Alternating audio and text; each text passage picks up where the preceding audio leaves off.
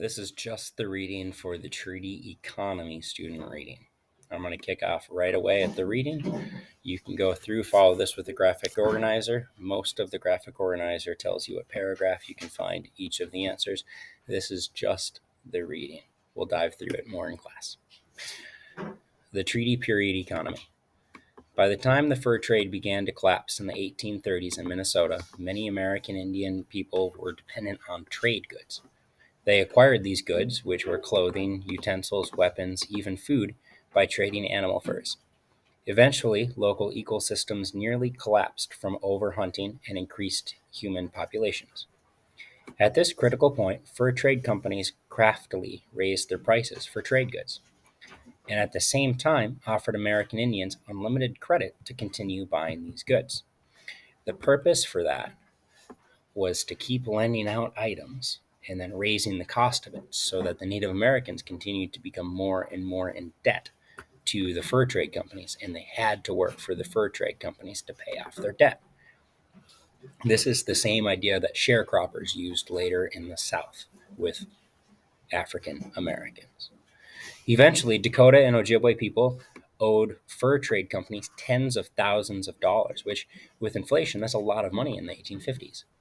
Then, when the fur trade totally collapsed, the companies cut off the credit. American Indians, unable to continue because of the debts, were forced to sell the land.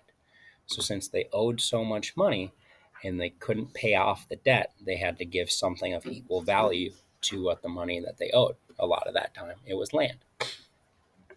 Because Dakota and Ojibwe people controlled millions of acres of land in Minnesota in the 1850s, they could easily have paid off their debt by selling a small percentage of their land, even for $1 an acre, which was less than the going rate at the time.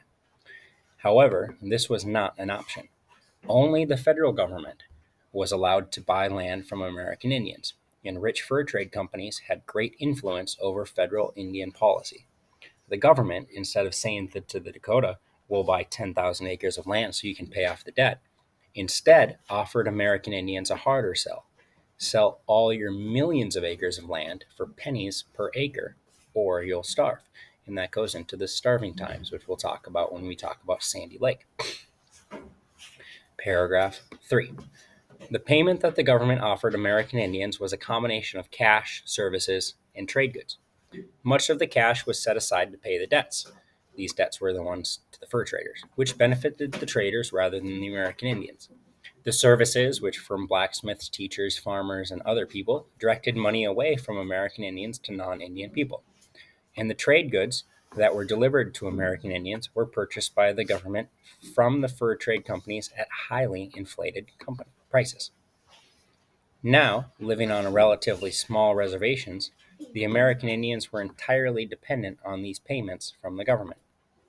Through these treaties, the government acquired vast resources, and these are resources like the land, and the land was used for towns and farms. Huge tracts, which means huge acres of valuable timber, river for transportation and power.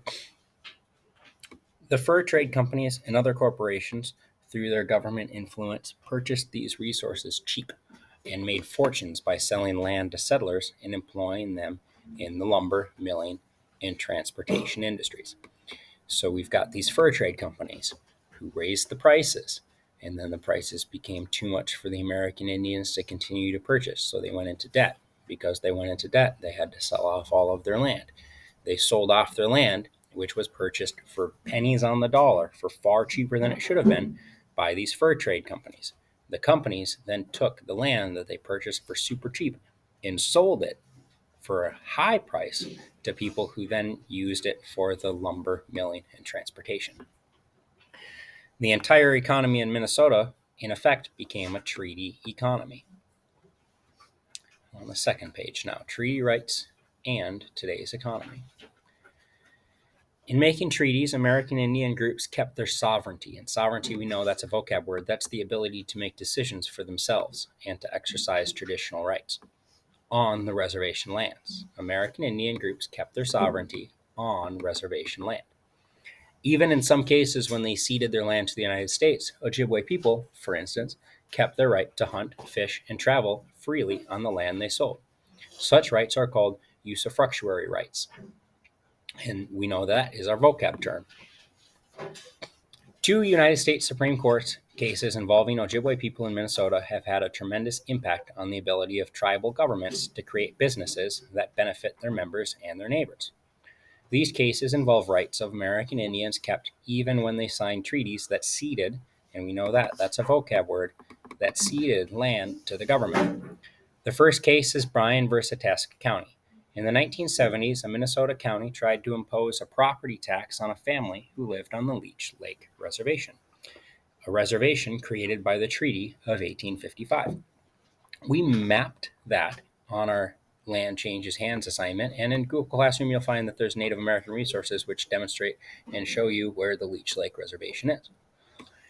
Because the United States Constitution says that only the federal government, not a state or county government, have jurisdiction over the reservations, the Ojibwe family fought their tax bill in court.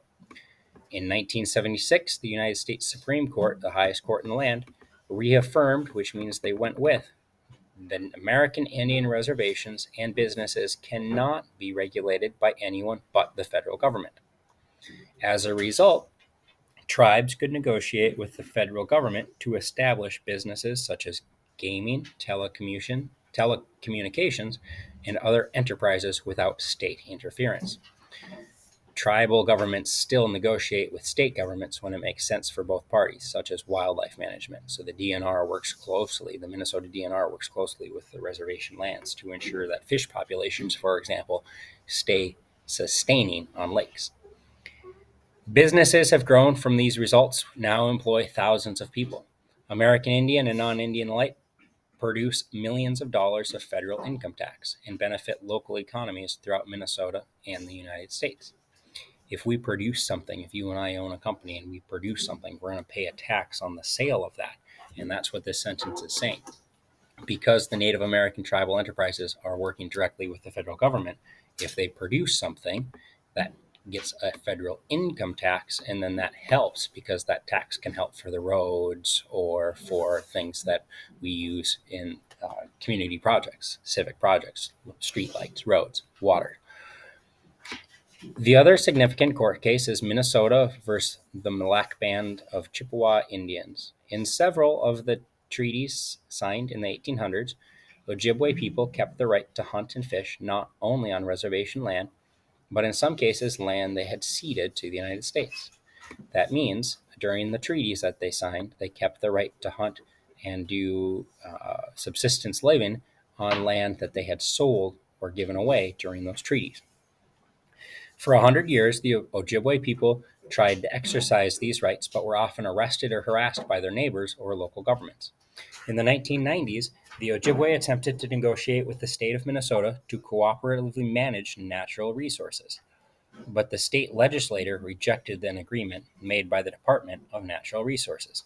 These are the people who are in charge of fish or deer or game counts, right? They're in charge of making sure that the nature in Minnesota stays nature for Minnesota, claiming that the Ojibwe had no role in making regulations. After years of court battles, the U.S. Supreme Court ruled the treaty rights of the Ojibwe were still in force. As a result, fishing, ricing, and other businesses that were created that benefit American Indians and sold supply goods to the general public. As a result of keeping their rights during difficult treaty negotiation and exercising those rights today, American Indians have the ability to conduct businesses that have large economic impact. The most widely noticed of these enterprises, and enterprises is another word for businesses, the most widely noted of these enterprises are modern fishing operations and gaming.